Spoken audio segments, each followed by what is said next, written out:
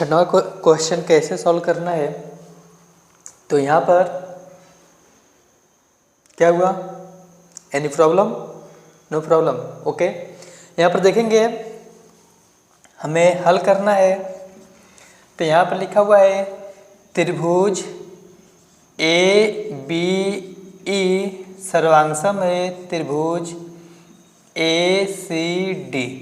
पहले इसे सॉल्व करने से पहले इसको पहले समझ ले, क्वेश्चन को पहले समझे कि क्वेश्चन दिया क्या है और करना क्या है। लिखा है आकृति में, यहाँ पर आकृति में यदि ए बी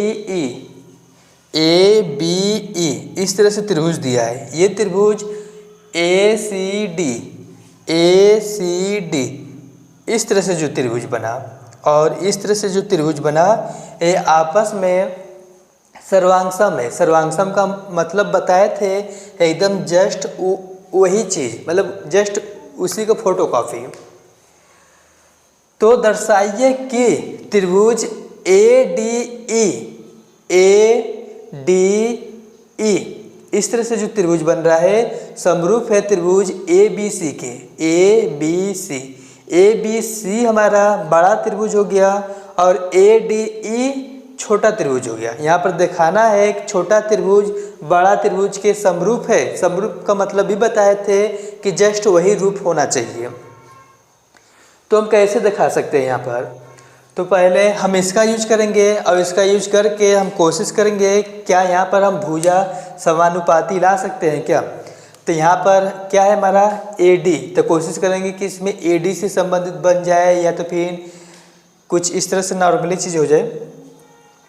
तो कोशिश करना कि यहाँ पर जो AB लिखा हुआ है, यहाँ पर AB, यहाँ पर भुजा AB जो है यहाँ पर भुजा AC के इक्वल मानेंगे, AC के इक्वल मानेंगे। फिर इसी प्रकार हमारा A और E लेंगे, A और E लेंगे इक्वल, पहला और तीसरा लिए तो यहाँ पर भी पहला और तीसरा लेंगे, A और D लेंगे, ये भी दोनों आपस में इक्वल होगा। अब आप कहेंगे कि हम भुजा को इक्वल इस तरह से भी लिए थे कि AB, यहाँ पर AB है तो AB हम लिखे थे, फिर यहाँ पर BE लिखा है तो BE लिखे थे, फिर यहाँ पर AE है तो AE लिखे थे, कुछ इस तरह से हम बताए थे। लेकिन यहाँ पर हम इसका यूज क्यों नहीं कर रहे हैं, इसका यूज हम इसलिए नहीं कर रहे हैं क्योंकि यहाँ पर जो BE है, BE जो है इस तरह से जो हमारा त्रिभुज बन रहा है और इस तरह से जो त्रिभुज बन रहा है इसका कामा नहीं है। यहाँ पर जब इसका काम ही नहीं है तो हम इसको हटा दिए हैं, मतलब इसमें नहीं लेंगे। हम जानबूझ के नंबर हटाएंगे, हमें जो ज़रूरत रहेगा वही लेंगे, नहीं ना कि सब लें, जो ज़रूरत रहेगा वही लेंगे। तो हम इसे कैसे लिख सकते हैं, ध्यान देना, ये दोनों आपस में इक्वल है और ये भी दोनों आपस में इक्वल है।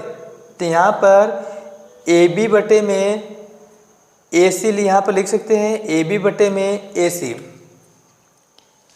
और यहाँ पर AE बटे में AD कुछ इस तरह से लिख सकते हैं।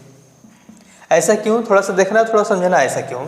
यहाँ पर जो AB बराबर AC लिखा हुआ है इसका मतलब क्या होता है, इसका क्या मतलब होता है कि कहीं पर AB बराबर AC लिखा हुआ है, जब इसे हम बटे में लिखेंगे, ध्यान देना, जबकि हम लोग पढ़े हैं कि कोई भी नंबर इधर रहता है तो बराबर के इधर ले जाएंगे तो इसके आगे माइनस होता है। लेकिन मान के चलो कि इसके साथ 1 का मल्टीप्लाई हुआ है, 1 का मल्टीप्लाई इसके साथ हुआ है, तो 1 को यहाँ पर छोड़ेंगे तो ये हमारा बटे में जाएगा, तो AB बटे में AC हो गया और इक्वल 1, इस तरह से मान लिए।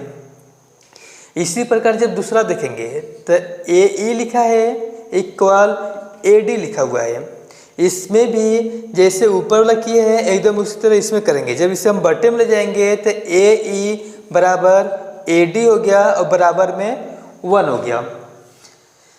थोड़ा सा ध्यान देना, यहाँ पर भी 1 है, यहाँ पर भी 1 है। जैसे एक बार बताए थे कि कोई गोला है तो इस गोले के बराबर कोई गोला आ रहा है, इस गोले के बराबर अगर दूसरा गोला आ रहा है और इसी गोले के बराबर हमारा एक और गोला है, इसके बराबर ये है और इसके बराबर ये है, तो ये दोनों भी आपस में बराबर होंगे।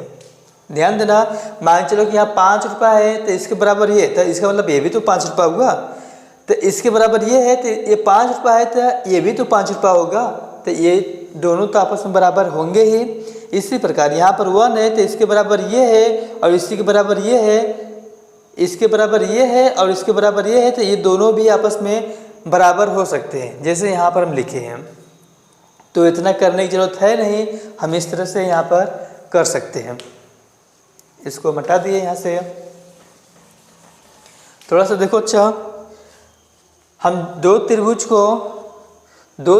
को समरूप दिखा सकते हैं जब उसका भुजा समानुपाती हो। जैसे यहाँ पर AB लिखा है तो यहाँ पर AB हो गया, तो AB बटे में AD होना चाहिए, तो यहाँ पर तो ये नहीं हो इससे, तो हम क्या करेंगे,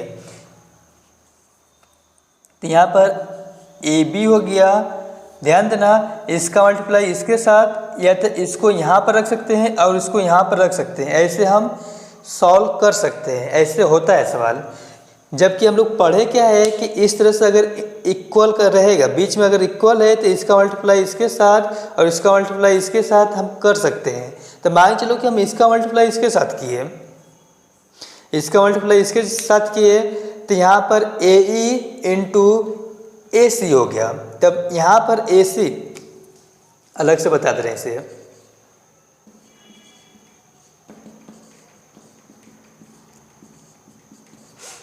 देखो, अच्छा इसका मल्टीप्लाई मान के चलो हम इसके साथ कर दिए, तो यहाँ पर हो गया AB equal AE into AC बटे में AD हो गया। जबकि आप लोग को पता होना चाहिए कि इसका मल्टीप्लाई जब इसके साथ किए हैं तो यहाँ पर 2 नंबर हो गया। अगर इसमें से हम किसी एक को यहाँ पर छोड़ेंगे तो दूसरा हमारा बटे में चला जाएगा। तो मान चलो कि यहाँ पर हम AC को यहाँ पर हम छोड़ दिए और AE को हम बराबर के इधर लेके आएंगे तो ये बटे में चला जाएगा, ये हमारा बटे में चला जाएगा कुछ इस प्रकार से। सॉरी, यहाँ पर AD लिखा है, AD कुछ इस प्रकार से हो जाएगा।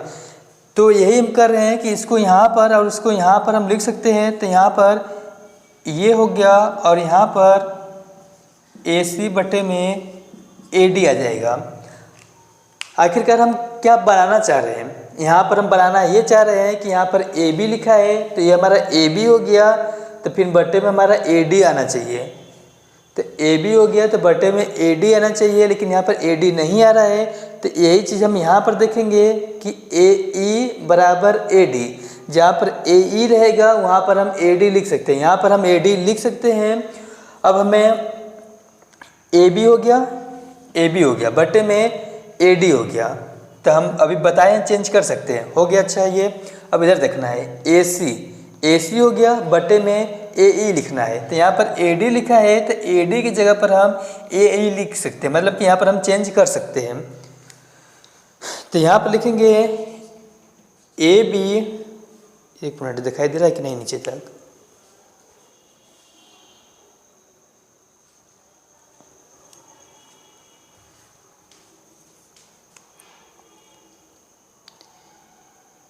यहाँ पर हो गया AB बटे में, इसको हम चेंज कर देंगे AD में, AD इक्वल AC बटे में, इसको भी चेंज कर लेंगे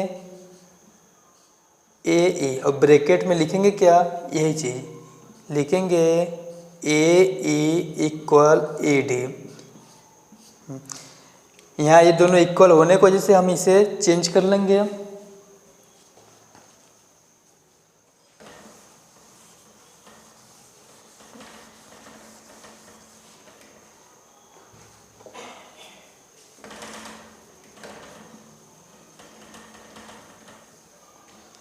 थोड़ा फिर से, कौन सा त्रिभुज हमें लाना है समरूप, ये त्रिभुज समरूप लाना है। तो यहाँ पर लिखेंगे क्या, त्रिभुज ADE और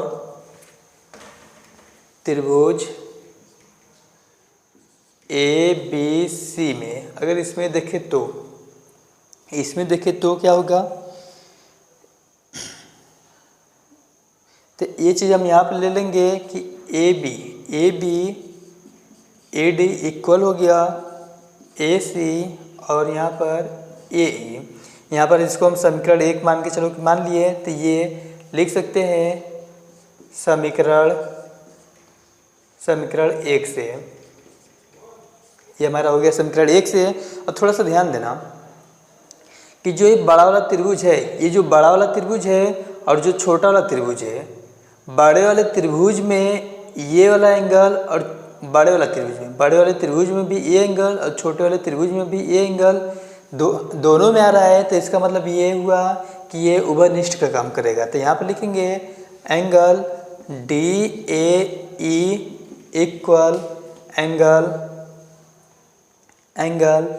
BAC ब्रैकेट में उभयनिष्ठ, ब्रैकेट में हो गया उभयनिष्ठ, ये हो गया। तो ध्यान देना हमारा यहाँ पर जो मिला है AD, हमारा AD, एक मिनट, AB बटे में AD है हमारा, AB बटे में AD, AB हो गया बटे में AD हो गया, फिर उसके बाद एंगल मिला, फिर AC हो गया, फिर AE हो गया। तो साइड हो गया, एंगल हो गया, साइड हो गया। तो यहाँ पर जो दो ठो त्रिभुज है ADE समरूप है त्रिभुज ABC, ब्रैकेट में क्या लिखेंगे, साइड एंगल साइड कसौटी से, ये हो गया। अब इसको मिला के लिखना होगा, जैसे यहाँ पर AD हो गया, AD बटे में AB, चलो अच्छा AD हो गया, AD फिर AB, सही है। फिर यहाँ पर लिखा है AE, मतलब यहाँ से AE AC, ठीक है, ये सही है, बस हो गया।